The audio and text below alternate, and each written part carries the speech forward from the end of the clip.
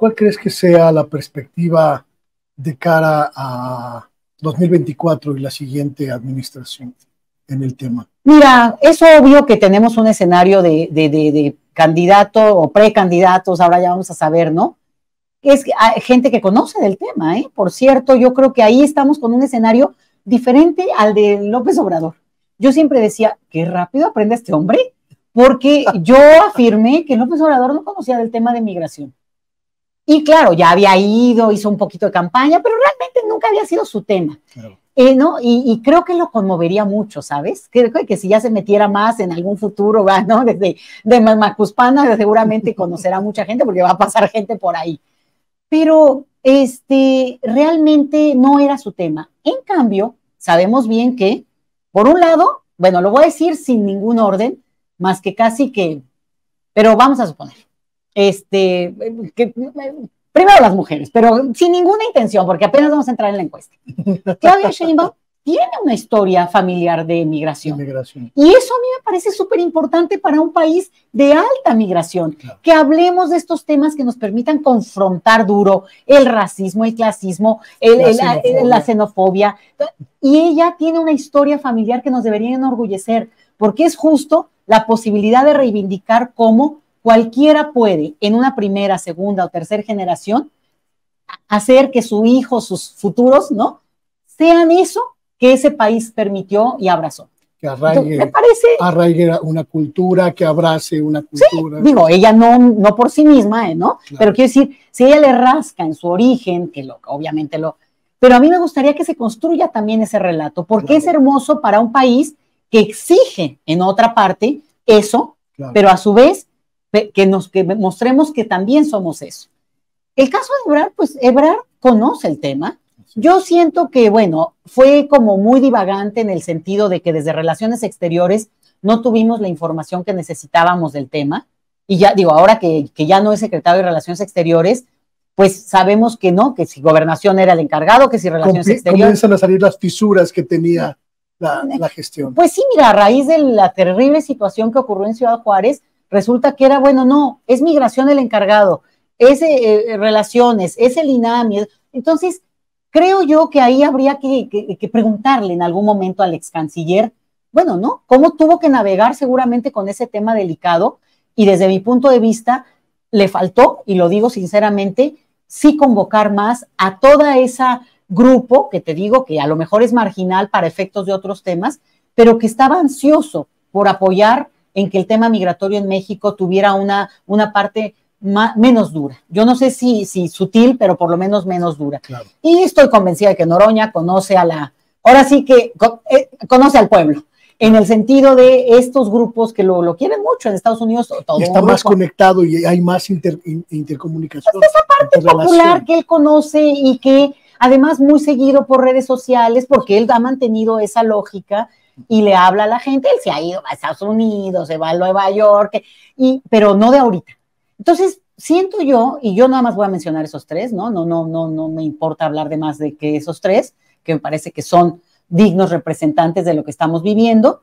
Me parece interesante, ¿no? Lo que pudieran realmente sentarse y ojalá escuchen en su momento, porque hay quien pues tiene alguna información que puede servir. Sí creo que se puede hacer infinitamente más para hacer de este tema algo, insisto, si no suave, menos duro. Híjole, no te puedes imaginar. Y eso lo podemos hacer. Y yo se los he dicho a muchos colegas que trabajan este tema, grupos de migrantes, los chats, ¿no? Ya sabes, ¿no? Mira, hay la fantasía de que ya hay que acercarle el programa a los candidatos, incluso a los de derecha, para ver cómo se van a posicionar frente al tema migratorio. No. Turbomotor. Tenemos un año con el presidente más legitimado de la historia de este país, claro, los últimos 100 años. Puede haber grandes cambios y estoy convencida que se podrían lograr. ¿Cómo cuáles? Artículo 33, lo dijo en la mañana el López Obrador, que se mantiene la idea de que este artículo no se puede quitar, porque habría que hacer otra constitución, pero sí derogarlo en el sentido de inutilizarlo. Es un artículo, déjame explicarlo brevemente. Se trata de un artículo de hace un siglo, incluso decimonónico. Es un artículo que por la historia mexicana en su momento prohibió y acotó el hecho de que los extranjeros en nuestro país pudieran ejercer cualquier tipo de conducta, participación o expresión política. Claro. Usted no puede andar en la calle ni diciendo ni sentarte aquí a opinar. Claro. Obviamente, un siglo después, eso es una simulación, es una mentira, es una trampa y es xenofobia legalizada. Claro. Pero lo peor de todo es que es también algo muy clasista, porque quien tiene la seguridad emocional y de educativa o empresarial, se sienta y te dice lo que sea, porque sabe que tiene el derecho humano a expresar su opinión. Claro. Y sin embargo, la inmensa mayoría de la gente que no tiene esa posibilidad o tiene el temor o no quiere provocar a la autoridad migratoria mexicana, que utiliza de manera muy discrecional este artículo, históricamente, no digo ni ahorita, históricamente, pues te aplico el 33. Claro. Pero además genera una distinción social, ¿no? Un trato diferenciado, porque cualquiera se atreve a decirle a alguien que incluso lleve 50 años viviendo en el país. Te aviento el 33. Pero, o sea, es como amenaza. Cualquier mexicano que nos esté oyendo ahorita sabe de qué estoy hablando. Pero el detalle aquí es que al final preservamos un tipo de xenofobia legalizada. Claro. Ese nada más te mencioné uno. Pero en este país, por ejemplo, los naturalizados o los dobles nacionales, todos los mexicanos que estén en Estados Unidos y nos estén oyendo y se hayan naturalizado en otro país o sus hijos son ciudadanos de segunda en México. Eso tiene que cambiar. Y esa es una discusión que sí es más choncha, porque sí tienen que modificarla en términos de que un ciudadano por nacimiento, por naturalización o, como nuestra ley lo permite, por doble nacionalidad, simplemente sea ciudadano. Y quitas esta distinción de trato que preserva las distinciones. Estoy hablando a un nivel, si tú quieres, más alto y más local. Pero te lo digo, o sea, con más cosas. En México se podrían aprobar muchos elementos que modificarían la experiencia, por ejemplo, el tipo de burocracia que se le exige no solo a los extranjeros, también a los retornados, claro. Y es, bueno, y a ti y a mí, claro. Un acta de nacimiento con vigencia máximo de 3 meses. A ver, espérame. No, yo siempre les hago la broma. Pues, ¿qué le va a cambiar uno la fecha de la edad? ¿O cómo tal? Es uno de los más grandes absurdos. Mira, es absurdo, pero es un negocio. Claro.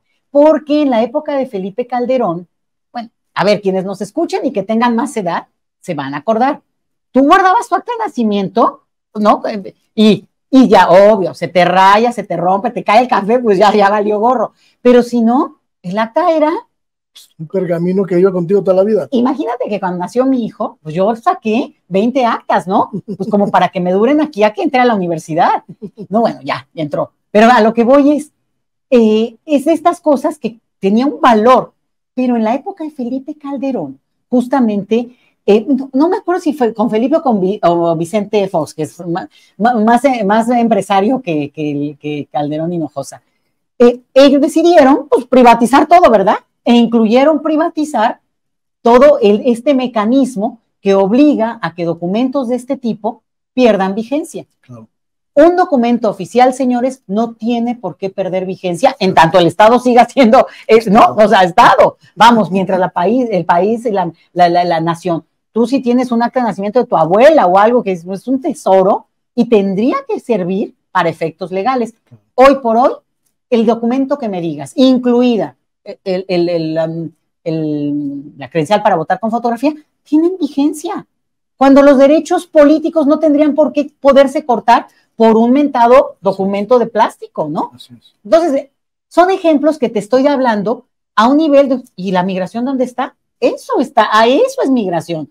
Porque luego nos vamos con la finta de que migración es el flujo, ¿no? La gente que de por sí, ¿no? En este país detienen a las personas de manera, digamos, fuera de toda ley, más tiempo del debido, justo, eso es parte de lo que, pues la tragedia tremenda de Ciudad Juárez, como lo mencioné, de marzo, del 27 de marzo, pues puso el foco y ha permitido que se den cambios, pero por eso, si no, ni siquiera se había considerado que eso es ilegal de acuerdo a nuestras leyes. Claro. Entonces, bueno, te puedo decir más cosas.